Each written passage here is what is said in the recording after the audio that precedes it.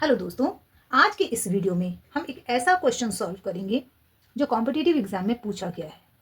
देखने में क्वेश्चन थोड़ा टफ लगता है, लेकिन इसका जो सॉल्यूशन है वो बहुत इजी है।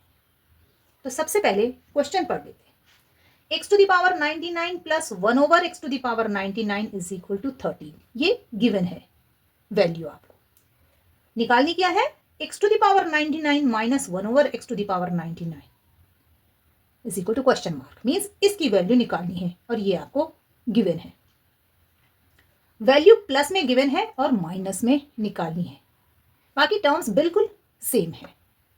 तो ऐसे क्वेश्चंस में वैल्यू निकालने के लिए हम क्या करते हैं? दोनों साइड स्क्वायर्स कर लेते हैं और इजीली इसका आंसर निकल जाता है। लेकिन यहां पर थोड़ा मुश्किल इसलिए है क्योंकि पहले से ही x की पावर 99 है, तो हम इसे थोड़ा सा इजी बना लेते हैं जिससे कि हम जो स्क्वायर करेंगे वो हम इजीली कर पाए। तो हम इसे लिख लेते हैं इस तरह से। x टू द पावर 99 है, हम मान लेते हैं कि ये y है, तो हम इसे y लिख लेते हैं। प्लस जहां जहां पर x टू द पावर 99 है हम y लिख लेते हैं, तो y प्लस 1 ओवर y हो जाएगा। ये इज इक्वल टू 13। इसको ऐसे ही रहने देते हैं और इसको नाम दे देते हैं इक्वेशन नंबर 1। ऐसे यहां पर है x टू द पावर 99 है, तो हम इसको y लिख लेते हैं minus 1 over y is equal to, अब यहां पर क्वेश्चन मार्क है तो हम मान लेते हैं कि इसका जो आंसर आएगा वो z होगा।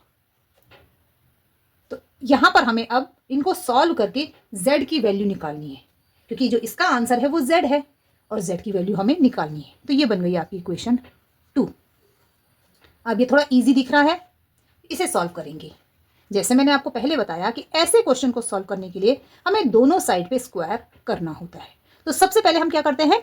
इक्वेशन 1 को स्क्वायर कर लेते हैं बोथ साइड्स।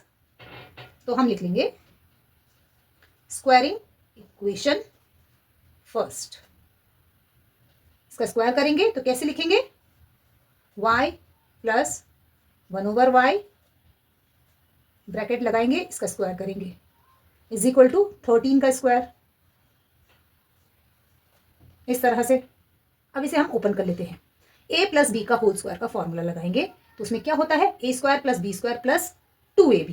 तो a स्क्वायर मीन्स पहली टर्म, ये हो जाएगी y square, plus b square मतलब दूसरी टर्म 1 ओवर y स्क्वायर, क्योंकि 1 का स्क्वायर तो 1 होता है, तो हम y पे स्क्वायर लिख लेंगे, और प्लस 2ab, तो सिर्फ 2 आएगा। ab मतलब पहली टर्म y आएगी, दूसरी टर्म 1 ओवर y आएगी, तो y से y कैंसिल हो जाएगा। आप लिख सकते हैं इस तरह से, y मल्टीप्लाई में रहती हैं दोनों टर्म्स 1 ओवर y, तो ये y से y कैंसिल हो जाएगा, इसलिए हम यहां पर इसे नहीं लिखते, सिंपली 2 लिख लेते हैं। इज इक्वल टू 13 का स्क्वायर 169। तो यहां से y square plus 1 over y square is equal to 169, और ये जो प्लस 2 है ये इधर जाकर माइनस हो जाएगा इसमें से, तो ये क्या बन जाएगा? 167। अब इसे हम ऐसे ही रखेंगे, इसको हम यूज करेंगे आगे। हमने पहली इक्वेशन को स्क्वायर किया था, अब ऐसे ही हम दूसरी इक्वेशन को भी बोथ साइड्स पे स्क्वायर करेंगे। तो हम लिखेंगे squaring equation 2, y minus 1 over y whole square is equal to z square. इसे भी हम फॉर्मूले से खोलेंगे, a माइनस बी का होल स्क्वायर।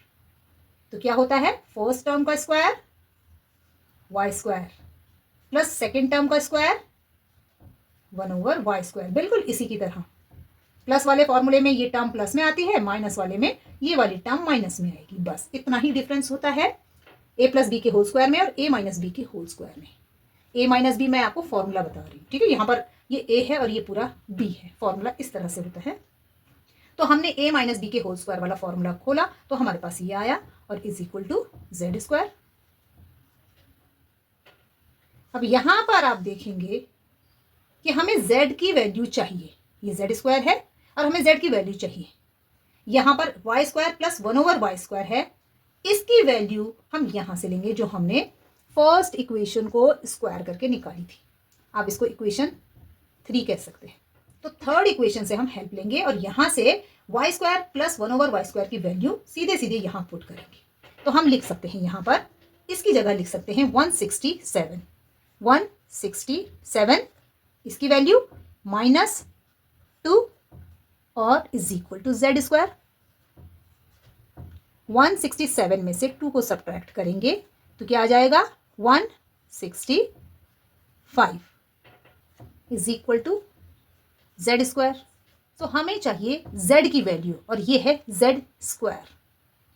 तो हम इसे ऐसे लिख सकते हैं, इस टर्म को इस साइड और इस टर्म को इस साइड लिख लेते हैं, क्योंकि ये अननोन टर्म्स हैं तो हम इसे लेफ्ट साइड पे लिख लेते हैं। तो ये z² इज इक्वल टू 165 या फिर z इज इक्वल टू, अब ये स्क्वायर है तो इक्वल टू के राइट साइड में जाने पर स्क्वायर इसका अपोजिट बन जाता है और वो होता है स्क्वायर रूट ऑफ 165। तो यही इसका आंसर है। तो इस वीडियो में आपने क्या सीखा कि सबसे पहले तो आपने क्वेश्चन को देखकर डरना नहीं है। क्वेश्चन देखने में टफ लग रहा है लेकिन है बहुत इजी। दूसरी बात कि आपने क्वेश्चन को ध्यान से देखना है। आप देखेंगे कि यहाँ पर x⁴ 99 बहुत बड़ी पावर है लेकिन सब सेम है, तो हम इसे इजी फॉर्म में लिख सकते हैं। तो हमने इनको इजी फॉर्म में लिखा और ये क्वेश्चन बहुत ही इजी हो गया है। तीसरी बात इस क्वेश्चन में सीखने वाली ये है कि जब भी आपके पास इस तरह से क्वेश्चन आता है कि सेम वेरिएबल्स होते हैं, सेम टर्म्स होती हैं, पर एक प्लस में होती है और एक माइनस में होती है, तो आपको ऐसे क्वेश्चन को सॉल्व करने के लिए दोनों साइड्स पे स्क्वायर करना है। वीडियो आपको पसंद आया हो तो इसे लाइक और शेयर ज़रूर करें और मेरे चैनल को सब्सक्राइब करें। Thank you.